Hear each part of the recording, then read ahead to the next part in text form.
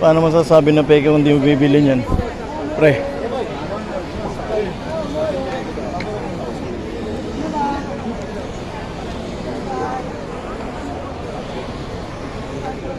Pizza lang pala yun. Yan, pinipilahan. Masarap yan. Ha? Yung pinipilahan, Oo. masarap yan.